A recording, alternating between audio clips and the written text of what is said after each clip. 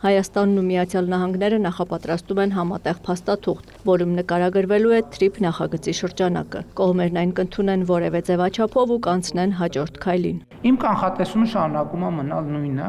որ մենք գետնի վրա արդեն աշխատանքները կտեսնենք 2026 թվականի երկրորդ կեսին։ Նախատեսվում է, որ առաջին հերթին երկաթուղին է լինելու։ Համենայն դեպս հիմա դա ամենաառաջնայինն է համարվում։ Չի բացառվում, որ տնտեսական նպատակահարմարությունն ու ներդրումային գրավչությունները ճշգրտվելուց հետո պարզվի, որ օրինակ գազամուղի կամ նավթամուղի նախագիծը ավելի վաղ պետք է իրականացնել։ Իմ կանխատեսմամբ երկաթուղի, ավտոտրանսպորտային հաղորդակցություն, էլեկտրաէներգիա, գազ, նավթ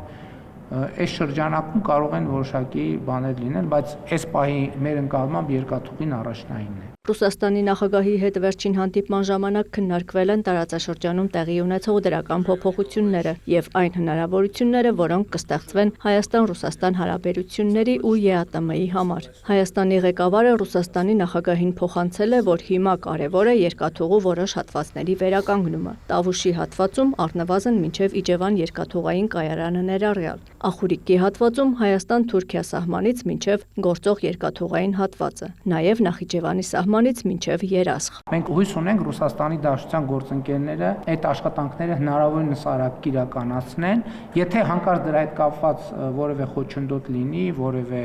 այլ հարց առաջանա, դուք գիտեք, որ այդ հատվածները նաև ռուսական կոնցեսիայի ներքո են, ես նաև արտահայտել եմ մեր պատրաստակամությունը, որ Հայաստանի կառավարությունը կարող է այդ հատվածները վերցնել, այսինքն յետ վերցնել կոնցեսիայից եւ մենք պետական բյուջեի մեր միջոցներով այդ վերականգնումները կիրականացնենք, եթե հանկարծ պարզվի Ռուսաստանի Դաշնությունը պատշաճ ժամանակում այդ աշխատանքը իրականացնելու հետ կապված որևէ խնդիր ունի կամ որևէ խնդիր է տեսնում։ Ինչ վերաբերում է TRIP նախագծի հետ կապված Իրանի հետ չպարզաբանված հարցերին ու գործակցության հետագա զարգացման հնարավորություններին, Նիկոլ Փաշինյանը նկատեց, մեծ նախագծերի հետ գործ ունենալիս չպարզաբանված հարցեր միշտ լինում են։ Դրանք պարզաբանվելուց հետո էլ նորերն են առաջանում։ Վարչապետի գնահատմամբ TRIP-ն այնքան մասշտաբային է, որ գործարկվելուց հետո էլ, երբ երկաթուղին լինի, գազամուղները, նավթամուղները, էլեկտրական հոսանքն ու ավտոճանապարհները լինեն, առաջանալու են նոր հարցեր։ Եթե մեր ճամփորդությունը 5 մետր է, միջև այդ դուռն է, մենք ամեն ինչ կարող ենք տեսնել, բայց եթե մեր ճամփորդությունը երկար է, մենք չենք կարող ամեն ինչ տեսնել, որովհետև պետք է գնանք դուռը բացենք, նայենք դռնից այն կողմ ինչ կա։ Ճանապարհը գնանք, էլի եմ այդ օրինակը բերել։ Ոլորանը պետք է անցնենք, որ տեսնենք բլուրից այն կողմ ինչ կա։ Հետևաբար չպարզաբանված հարցեր միշտ կան, բայց այն հարցերը, որոնք այս փուլում կարիք կա պարզաբանել, ես կարծում եմ, որ մենք դրանք բավարար չափով արդեն պարզաբանել։ Իրանի Իսլամական Հանրապետության հետ մեր հարաբերությունները շատ բարձր մակարդակի վրա են եւ մենք այո ցանկություն ունենք նաեւ Իրանի Իսլամական Հանրապետության հետ ռազմավարական գործընկերության փաստաթուղթ ստորագրել։ Թուրքիայի ղեկավարը վերջերս հայտարարել էր, որ 2026-ին խորհրդանշական քայլեր են սպասվում Հայաստանի հետ հարաբերությունները զարգացնելու համատեքստում։ Լրագրողը Նիկոլ Փաշինյանին խնդրեց մանրամասներ ներկայացնել։ Ես ողջունում եմ այդ պատրաստակամությունը, ես ձեզ անկեղծ ասեմ, մեր երկկողմ երկխոսության մակարդակով արդեն հասունացել է այն պահը, երբ որ ինչ-որ սիմվոլիկ եւ նույնիսկ ոչ սիմվոլիկ ավելի լայն եւ կոնկրետ քայլեր պետքա տեղի ունենան եւ ես հույս ունեմ, որ այդ քայլերը տեղի կունենան։ Վարչապետը անդրադարձավ Ադրբեջանի տարածքով Հայաստան բեռնափոխադրումների սահմանափակման վերացմանը։ Տեղի ունեցել ցորենի ներկրման արգելքի վերացում, ընդ որում սկզբից Ղազախստանի համար, հետո Ռուսաստանի համար։ Արձանագրվել է, որ Հայաստանից էլ հակառակ ուղղությամբ երկաթուղի գնալու սահմանափակում չկա։ Ես ասում եմ հարց կարա հնչի, բայց ինչի չեն գնում երկաթուղիները, որովհետև իմ ընկալմամբ մենք մեր մտածողության եւ գործունեության մասշտաբը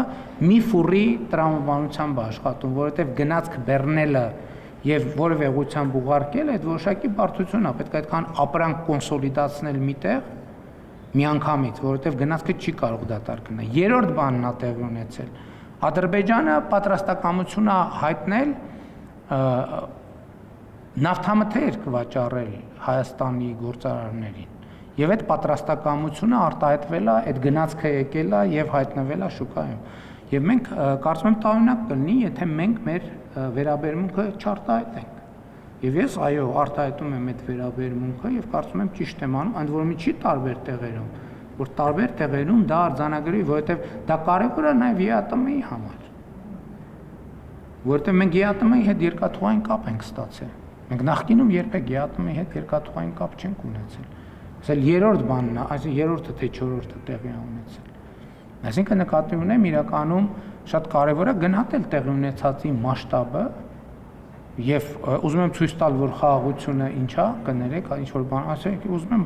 ցույց տալ եւ ցույց եմ տալիս եւ հայտարարում եմ, որ խաղաղությունը իրականություն է։ Եվ այդ իրականությունը ունի կոնկրետ արտահայտչած ձևեր։ Ես հույս ունեմ, որ առաջիկայում Հայաստանի եւ Ադրբեջանի միջև երկկողմ առևտրի երևույթներ, այսինքն երկկողմ հիմա Ադրբեջանից դեպի Հայաստան ներմուծում կա, հույս ունեմ Հայաստանից դեպի Ադրբեջան էլ արտահանում կլինի։ Փաշինյանը տեղեկացրեց, որ Կիրակի պատարագի կմասնակցի Գառնիի Սուրբ Աստվածածին եկեղեցում։ Անդրադարձավ նաև տարածվող լուրերին, թե իբր Թուրքիայի նախագահն արդեն որոշում ունի, ով է լինելու ամենայն հայոց կաթողիկոսը։ Ասաց նման մեկնաբանություններն իրեն չեն զարմացնում, եւ դրանք ծայրագավառի տրամաբանության մեջ են։ Դարեր ի վեր Թուրքիայի ղեկավարն է որոշել, թե ով պետք է լինի ամենայն հայոց կաթողիկոսը, որոշ դարեր ի վեր Պարսկաստանի ղեկավարը, որոշ դարեր ի վեր Ռուսաստանի ղեկավարը եւ այդպես շարունակ։ Ընդհանրապես կուլտուրա չկա Հայաստանում ձևավորված Պապ թագավորի կարճ ժամանակաշրջանից եւ հատվածից հետո, այսինքն արշակումներից հետո, տենց բան է, ես չեմ զարմանում, որովհետեւ դա հոլովում են այն մարդիկ, ով այդ կուլտուրայի մեջ են։ Եվ այն, որ Հայաստանի Հանրապետությունն ասում է, որ մեր եկեղեցին պետքա ի վերջո կանոնագիրք ունենա նոր, որ դրան էլ դիմադրություն կա, ես դա էլ եմ հասկանում, որովհետև միջև հիմա վերջին այդպիսի փաստաթղթերը, որ ընդունվել են կամ ռուսական կամ թուրքական կայսրության ֆորմատով։ Այդ մարդկանց տարօրինակ չի թվում։ Եվ հետևաբար, երբ որ տենց մի հարց բարձրաձայնվում է, այդ ենթագիտակցությունը արթնանում է, բայց չէ որ սա Թուրքիայի ղեկավարի իրավասության հարց է, այս ինչի է Հայաստանի ղեկավարը սրա մասին խոսում, եւ ծայրագավառային տրամաբանությունը զարգանում է եւ հանգում է շատ տրամաբանական ենթադրության, քանի որ խոսվում է մի հարց, որը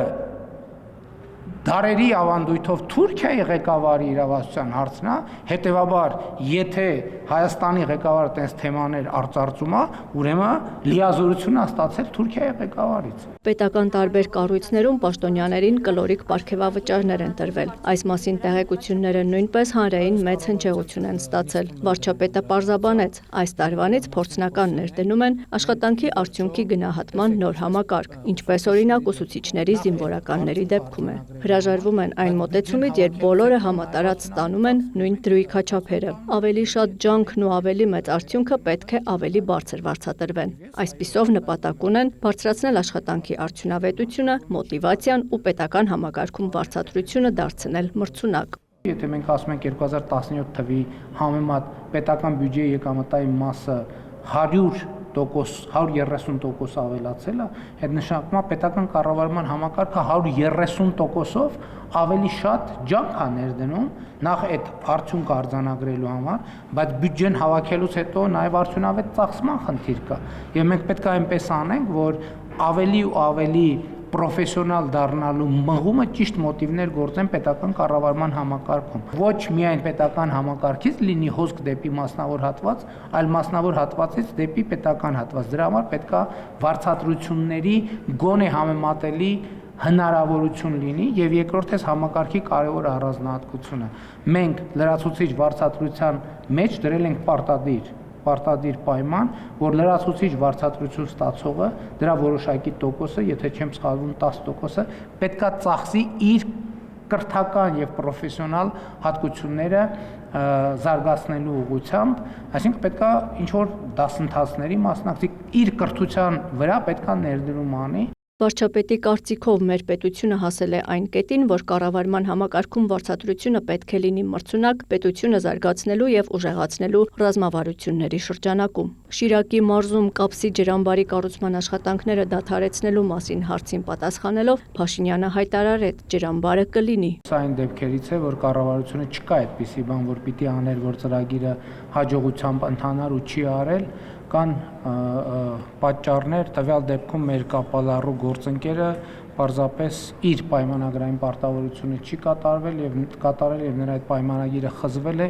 կփնտրենք նոր գործընկեր, ով ծրագիրը կիրականացնի։ Ջրամբարի կառուցումը 30 տարի անց վերսկսվել էր 2023 թվականին։ Նախատեսվում էր նաև, որ ջրամբարի կառուցման հետևանքով Ջրաձոր գյուղի մի հատվածը կհայտնվի ջրի ծածկույթի տակ։ Ուստի որոշում էր կայացվել կառուցել նոր գյուղ, որը պատրաստ լինի 2026 թվականի գարնանը։ Աննա Զախարյան, Ռաֆիկ Սողոմոնյան, Լուրեր։